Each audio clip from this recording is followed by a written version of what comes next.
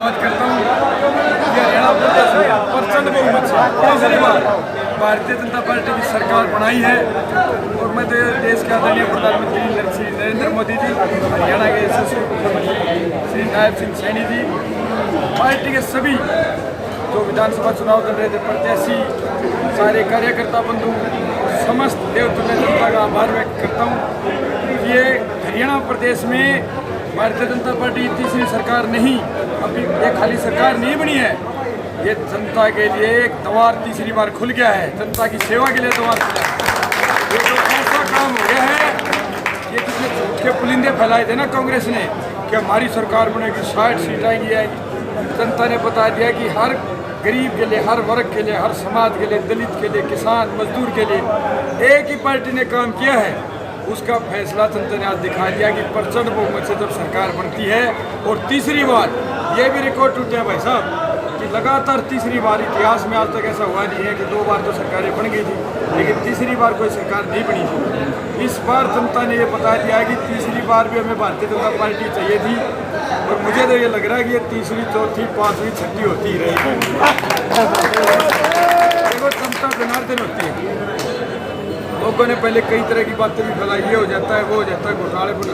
अरे आप ये देखो ना, जनता ने प्रचंड बहुमत से सरकार बना दी है। अब तो स्वीकार करो झूठ के पुलिंदो, अब तो मान जाओ कि गरीबों के लिए, पूरी जनता के लिए एक ही पार्टी सबसे अच्छी है, वो भारतीय जनता पार्टी।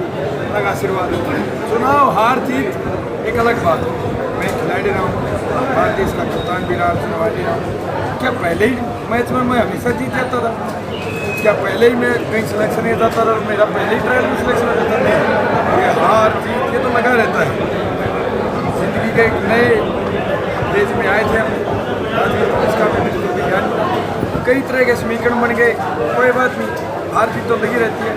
लेकिन जितना पूरे मैं मलके में कोई भी ये नहीं बोल सकता कि दीपू हुड्डा और श्री त्रिपुरा ने चुनाव कितनी ईमानदारी से लड़ा है और कितनी हमने दिन रात मेहनत की है, ये मैं मिलकर ही देवतुल्य जनता ही बता सकती है कि इन दोनों बच्चों को कितना प्यार दिया है। बोलना चाहूंगी कि हर एक कदम पर जो मेरे साथ खड़े रहे उनका मैं बहुत बहुत धन्यवाद करना चाहूंगी कि आप लोगों ने इतना प्यार और इतना मान और इतना सम्मान दिया, और उसका प्यार का, मान सम्मान का मैं एक एक हिस्सा को 10 गुना करके मैं चुकाऊंगी। आपकी सेवा में मैं हरदम खड़ी रहूंगी।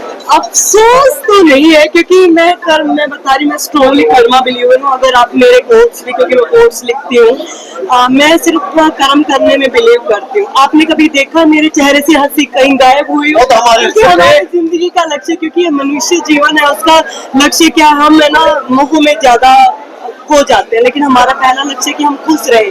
तो क्यों ना हम पहले सारी चीजों को छोड़कर खुश रहना सीखें, बाद में अपने कर्म करें और कर्म करते रहेंगे। फल की इच्छा के बगैर तो हमारी खुशी हमसे कोई नहीं छीन सकता है। और जो आप कर्म करोगे, क्योंकि भगवत गीता में लिखा, कर्म किया हुआ कभी खाली नहीं जाता। जो हमने मेहनत की है वो हमारी खाली नहीं जाएगी।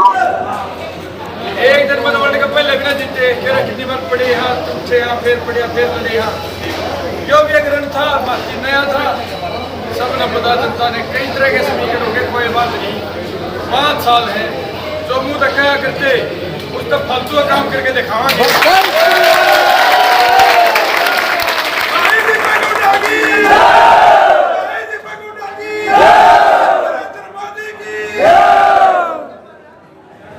सरकार मारी पड़ेगी, रिकॉर्ड तोड़ बनी है,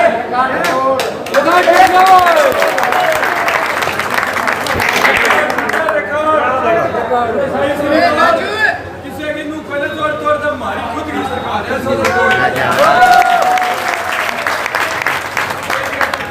चले गए, मैं मलका नाम करके दिखाना है।